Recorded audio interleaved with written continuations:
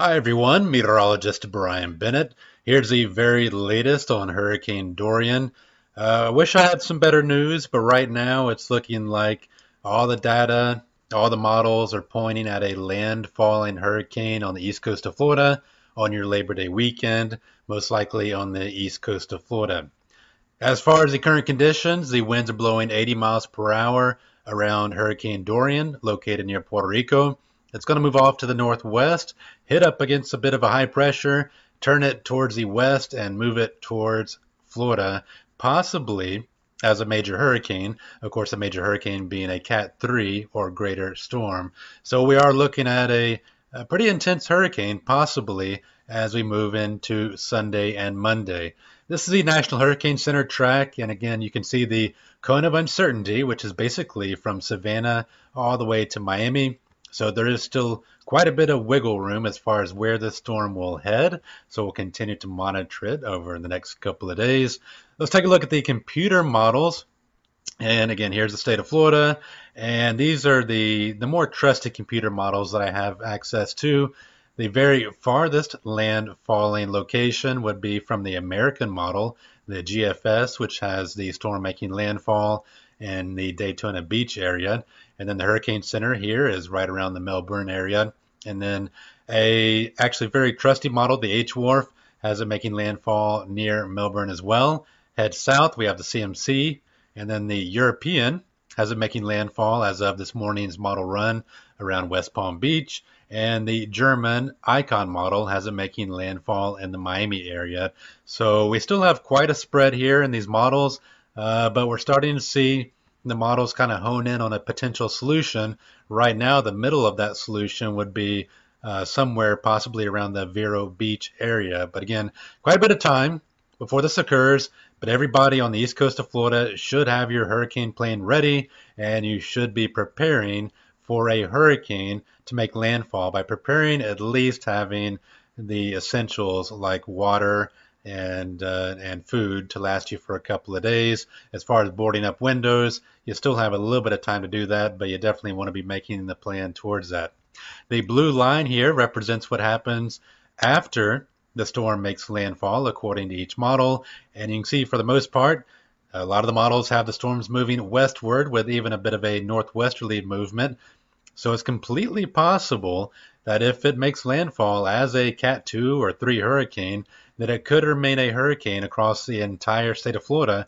Florida is only about 120 miles wide, so we could see hurricane conditions possibly across the Tampa Bay area. Again, depending on exactly how far north or south the storm does make landfall would obviously determine how strong the winds would possibly be in the Tampa Bay area. Fortunately, though, for the Tampa Bay area, the storm surge doesn't look to be really a huge risk for this area, as the storm surge risk will be a fairly large risk for wherever it makes landfall on the east coast of Florida. Looking on the right-hand side here, you can see that the models are ranging basically from a landfall around 8 a.m. on Sunday morning to as late as 2 p.m. on Monday afternoon. Right now, I would really hone in on Sunday evening as the most likely time period that the center of circulation would move on shore. The models are ranging anywhere from a wind gust of 95 miles per hour at landfall to the Hurricane Center, which has 140 miles per hour at landfall as far as the wind gust goes. So we could easily see wind gust over 100 miles per hour as the storm makes landfall. So conditions for this storm and the outlook for the storm have really worsened over the last 24 hours. And we're also looking at the possibility for 9 to 12 inches of rain in a narrow band wherever the center of circulation does happen to move on shore and move across the state of Florida. So we are dealing with a potential doozy of a storm moving into Florida as we move into Labor Day weekend. Not a certainty at this point, but again, all factors are really pointing towards this. Here's Dorian right here, right by Puerto Rico. Again, not that big of a storm right now. It will expand a little bit as it moves into more favorable positions over parts of the Bahamas with low wind shear. We have warm water temperatures and really no terrain for it to counteract with as well. Take a look at a zoomed in picture here, and you can see the center of circulation actually moved just to the northeast of Puerto Rico. So Puerto Rico kind of dodged a bullet with this one. Again, not the strongest storm at the moment, nothing like we had with Maria, but nonetheless, not really taking a direct hit over the island of Puerto Rico. Initially, it was thought that the storm could actually move over the Dominican Republic right here, and if it did, it was going to tear apart the storm quite a bit because obviously Dominican Republic has mountains up to 10,000 feet, and that can just rip a hurricane apart. Puerto Rico, the mountainous areas aren't quite as tall, so not having as much of an impact on Dorian. So it's going to move into more favorable position over the Bahamas after really not being sheared apart or torn apart very much as it moved across Puerto Rico. Yeah, it does look like we have a little bit of dry air training into the southern part of the storm, but that's to be expected when you counteract with a little bit of land. Here's a look at the radar from Puerto Rico. You can see the center circulation is northeast of San Juan.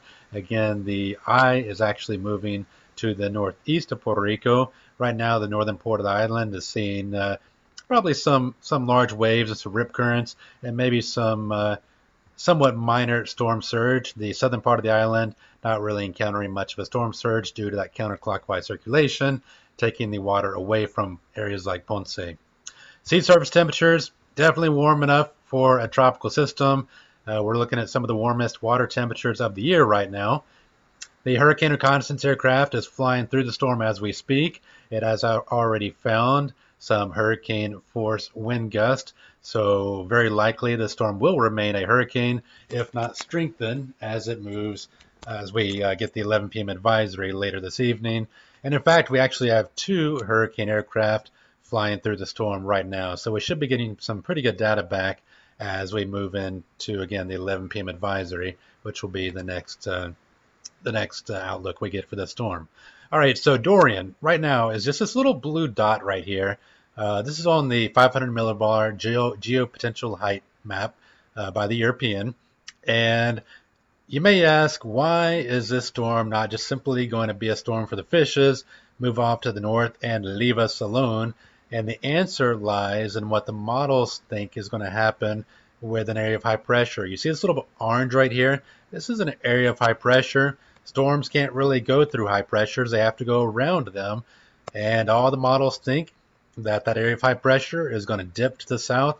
And as it does, it's going to be a blocking high. It's going to prevent Dorian from going due north. Instead, Dorian is going to want to turn to the left towards Florida, all because of that blocking high. And again, you can see what happens there. That high kind of builds in and forces a storm to turn to the west. Now, whether it makes landfall in Savannah or Jacksonville or Vero Beach or Miami, that's really going to depend on how strong that high pressure ends up being and how much it deflects the storm. So that's something we'll have to watch pretty closely over the next couple of days. All right, so let's show you what the European is doing. European, of course, is a solid model. It has done excellent with previous storms, and it does really well when it comes to determining where exactly a storm will end up as a result of a large synoptic feature like a high pressure. So I trust it quite a bit with this type of thing. And let's look at the latest model here. And this is the wind outlook, the wind gust outlook. And you can see where the storm moves onshore. The European actually has winds possibly blowing around 120 knots, which would be about 130 miles per hour possible in parts of the West Palm Beach area, and then it tracks across the state of Florida, possibly never losing its hurricane status, and then actually makes a turn to the north. If it does end up out in the warm Gulf of Mexico again, it could strengthen a little bit again and possibly make another landfall, maybe in coastal Alabama or the Panhandle area. So that's something we'll have to watch out for as we move into the late part of next week. But you can see a fairly narrow band here, a fairly small storm. So if there's any good news here, it would be that the storm is relatively small. So the strongest winds along the eye wall would be fairly confined to a somewhat small area. All right, so this map shows the strongest winds, and this would be with a landfall somewhere around West Palm Beach.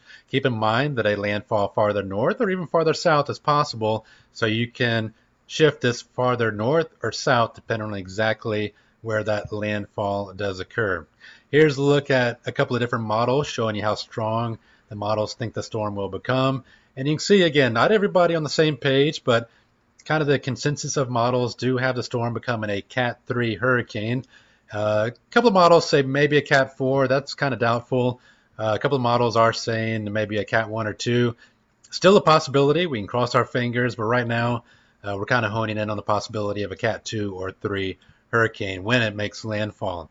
All right, so how much rain are we looking for? And of course, being that we're looking at a stronger hurricane than we were looking at yesterday, we're looking at the possibility for heavier rain. So where you see the purple, according to the European model here, you're looking for the possibility of anywhere from 10, 11 inches of rain, maybe a foot of rain falling in these locations. Again, keeping in mind that this can shift to the north or south quite a bit, depending on exactly how much that high pressure allows the hurricane to drift to the north or south. And that's something that we'll have to iron out over the next couple of days.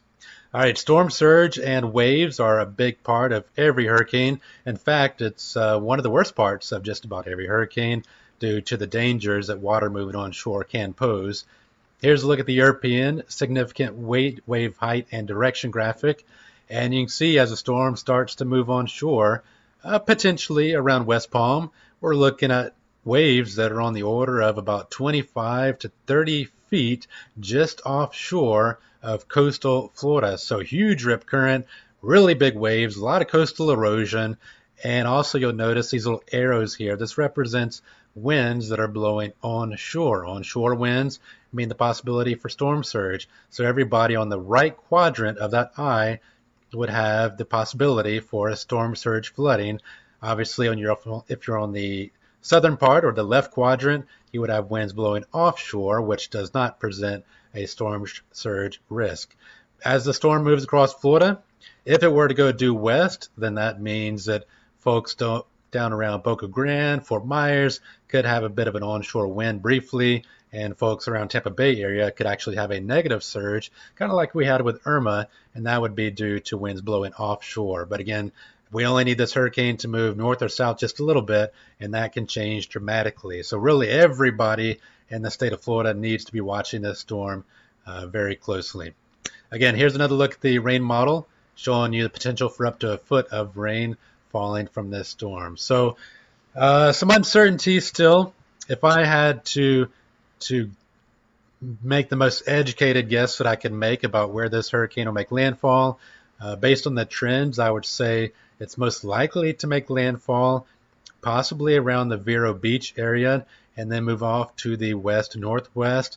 Hopefully, it'll go way farther south or make a turn to the north, but the likelihood of that happening is starting to diminish. And again, the time for the landfall looks to be most likely Sunday afternoon or Sunday evening. The impact on Tampa Bay, if it were to move across Tampa Bay, would be most likely Sunday night and then to early Monday morning. Of course, Monday being Labor Day. And again, Orlando, right there. Orlando would be on the part of the hurricane where we would have stronger storms because it being on the right quadrant. If it were to make landfall down here around Port St. Lucie or Melbourne, that also means a tornado risk. On the right quadrant, you get a lot more tornadoes. So you don't want to be on that right quadrant as it does increase the risk for storm surge on the immediate coastline, and it increases the risk for tornadic storms developing as well. All right, guys, that's the latest for now. Feel free to zip me any questions if you have any. I'll have another update tomorrow with the very latest models.